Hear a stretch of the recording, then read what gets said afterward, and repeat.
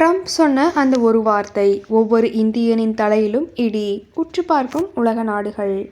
உலகின் மிக முக்கியமான எண்ணெய் போக்குவரத்து பாதைகளில் ஒன்றான ஹார்மஸ் ஜலசந்தியை சுற்றி மீண்டும் இப்போது சர்வதேச கவனம் சூழ்ந்துள்ளது. இந்த ஜலசந்தி வழியாக செல்லும் கப்பல்களிடம் 20% கட்டணம் வசூலிப்போம் என ட்ரம்ப் அறிவித்துள்ள நிலையில், இது நேரடியாக இந்தியாவின் பெட்ரோல், டீசல் விலையை பாதிக்கும் ஒரு ஆபத்து ஏற்பட்டுள்ளது.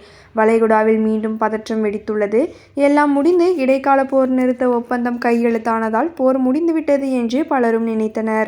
ஆனால் கடந்த ஒரே வாரத்தில் நிலைமை மொத்தமாக மாறிவிட்டது. மீண்டும் இரு தரப்புமே நேரடி தாக்குதலை தீவிரப்படுத்தியுள்ளது.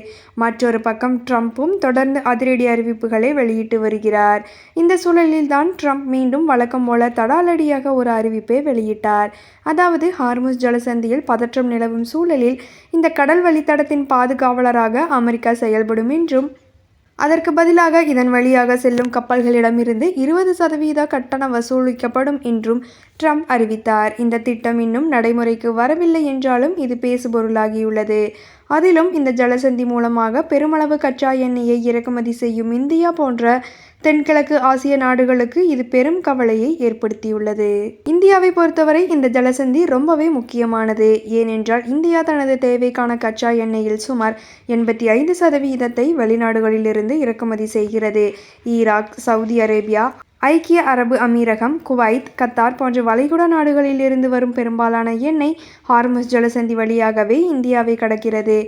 இந்த சூழலில் தான் ஹார்முஸ் வழியாக செல்லும் கப்பல்களுக்கு 20% கட்டணம் வசூலிக்கப்படும் என்று ட்ரம்ப் அறிவித்துள்ளார். அதாவது, அந்த பகுதியில் ஈரான், ஹிஸ்புல்லா உள்ளிட்டோர் அடிக்கடி அத்துமீறுகிறார்கள். அவர்களிடமிருந்து வணிக கப்பல்களுக்கு அமெரிக்க கடற்படை பாதுகாப்பு கொடுக்குமாம்.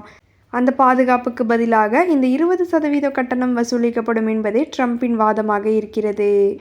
உண்மையை சொல்ல வேண்டுமென்றால் ஹார்முஸ் ஜலசந்தி என்பது இயற்கையாக அமைந்துள்ள ஒரு பகுதி. எனவே இதை கடக்க யாருக்கும் கட்டணம் வசூலிக்க உரிமையில்லை. சர்வதேச கடல்சார் அமைப்பு போன்ற சர்வதேச அமைப்பிலும் கூட ஹார்முஸ் உட்பட எந்த ஒரு சர்வதேச ஜலசந்தியிலும் கட்டணத்தை வசூலிப்பது சரியான நடைமுறை இல்லை என்றே கூறியுள்ளன.